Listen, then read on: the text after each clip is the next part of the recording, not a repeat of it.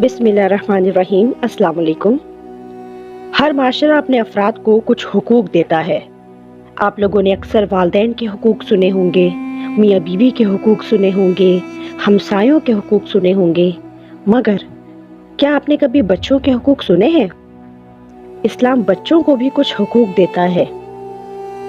बच्चे का पहला हक ये है कि उसकी आमद पर खुशी का इजहार किया जाए।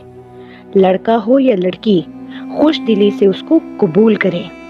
आज वही दौरे जहालत ज़माना आ गया है जब बेटे की खातिर बेटियों को मार दिया जाता था। अभी पिछले दिनों का वाक़या है मियाँ वाली का, जहाँ जालिम बाप ने 7 दिन की बेटी की जान ले ली। और सिर्फ यही एक वाक़या नहीं, बल्कि ऐसे बहुत सारे वाक़यात होते हैं जो रिपोर्ट भी नहीं होते। सिर्फ कराची से 2.5 माह के दौरान गटर, नालों और कचरेदान से 73 बच्चों की लाशें निकली। ये मुसलमानों को क्या हो गया है? मतलब हम तो जानवरों से भी ज्यादा बदतर होते हैं। जानवर तो अपने बच्चों की हिफाजत करते हैं, लेकिन हम अपने बच्चों को ही मार देते हैं, सिर्फ इस वजह से कि हमें बेटी नहीं बल्कि बेटा चाहिए था। और बेटा भी क्यों?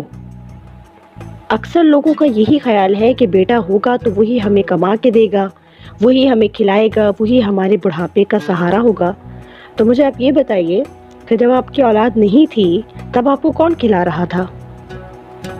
अल्लाह ही खिला रहा था ना आपको। और जब अल्लाह ताला ने ये वादा किया है कि तुम्हें भी रिस्क मैं ही दूंगा और तुम्हारी औलाद को भी रिस्क मैं ही दूंगा, तो उस परवरदिगार के वादे पर क्या हमें भरोसा नहीं रहा?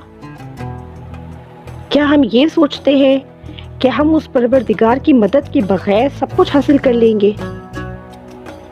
जब अल्लाह ताला ने वादा कर दिया कि तुम्हें तुम्हारी औलाद को मैं रिस्क दूंगा, तो फिर यहाँ पे सारी बात खत्म हो जाती है, सारे शक व शुबहात खत्म हो जाते हैं। हमें बस उसी तरीके से चलना चाहिए जो तरीका अल्लाह ने हमें बताया। लेकिन बस हम वही जिद पकड़े बैठते हैं कि हमें बेटा चाहिए, बेटा चाहिए। अगर बेटा इतना ही जरूरी होता तो क्या अल्लाह ताला नबी पाक सल्लल्लाहु अलैहि वसल्लम को बेटा ना देता? उनको तो अल्लाह पाक ने 4 बेटियों से नवाजा। और अल्लाह पाक तो फरमाते हैं कि मैं जिस इंसान से खुश होता हूँ मैं उसको बेटी देता हूँ। बेटी एक रहमत है, एक नेमत है। और हम लोगों ने बेटियों को न जाने क्या समझा हुआ है। बच्चे का दूसरा हक ये है कि उसका नाम अच्छा रखा जाए। ऐसे नाम रखे जाएं जिसके मायने भी अच्छे हों, क्योंकि नाम इंसान की पहचान होता है और नाम की वजह से इंसान पर पॉजिटिव और नेगेटिव असरात भी होते हैं।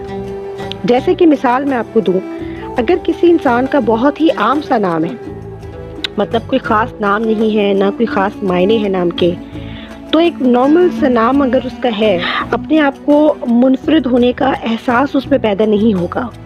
जिंदगी में कुछ कर गुजरने का, अपने आप को मनवाने का वो जज्बा पैदा नहीं होगा। दूसरा, नाम अगर बहुत ही ज्यादा मुनफरिद हो, मतलब ऐसा नाम हो जो आमतौर पे सुनने में आता ही ना हो, अगर ऐसा नाम हो तो वो शख्स अपने नाम को लेके बड़ा हसास हो जाता है।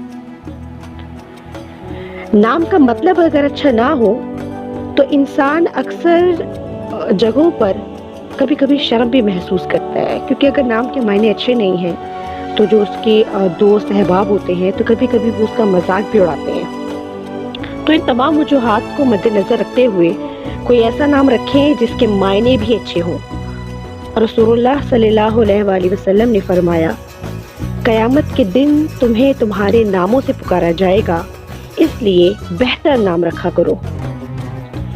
बच्चे का तीसरा हक ये है कि उसका अकीका किया जाए। मोहम्मद सल्लल्लाहु अलैहि वसल्लम ने फरमाया, बला को कोई चीज टाल सकती मगर सदका। इसका मतलब ये है कि अगर कोई बला आने वाली हो तो उसको कोई चीज नहीं टाल सकती मगर सदका की। सदका बहुत जरूरी चीज है। बच्चे की पैदाइश के बाद उसका अकीका करें, उसके सर के बाल साफ करें और उसका अच्छा सा नाम रखें। रसूलुल्लाह सल्लल्लाहु अलैहि वसल्लम ने फरमाया, अगर तुम में से कोई अपने बच्चे की तरफ से अकीका करना चाहे तो उसे चाहिए कि लड़के की तरफ से 2 बकरे या बकरियां اور لڑکی کی طرف سے ایک بکرا یا ایک بکری کریں، اور یہ عقیقہ صرف اللہ تعالیٰ کی خوشنودی کے لیے ہونا چاہیے، بلکہ لوگوں کو دکھانے کے لیے نہیں ہونا چاہیے۔ پھر بچوں کا خیال رکھنا، ان کی صحت کا خیال رکھنا، ان کی ضروریات کی چیزیں ان کو فراہم کرنا، اور ساتھ ہی ساتھ ان کو اچھی تعلیم دینا بھی بچوں کے حقوق میں شامل ہے۔ اور تعلیم صرف دنیاوی نہیں بلکہ دینی تعلیم سب سے زیادہ ضروری ہے۔ سب سے پہلے بچے کو دینی تعلیم دیں، اس کو مدرسوں میں ان کو داخل کروانا چاہیے، ان کو بتانا چاہیے کہ رب کون ہے ان کا، یہ ساری آسائشیں جو ان کے پاس ہیں یہ کہاں سے آئی ہیں، تبھی تو وہ اپنے رب کا شکر گزار بنے گا۔ اور جب وہ شکر گزار بنے گا اپنے رب کا، تو اللہ تعالیٰ آپ لوگوں پر خاص رحمت فرمائے گا۔ امید کرتی ہوں میری باتیں آپ لوگوں کو سمجھ آ گئی ہوں گی، اور میں یہ بھی امید کرتی ہوں کہ آپ ان پہ ضرور عمل کریں گے۔ فیڈ بیک ضرور دیجیے گا، دعا میں یاد رکھیے گا۔ اللہ نگہبان۔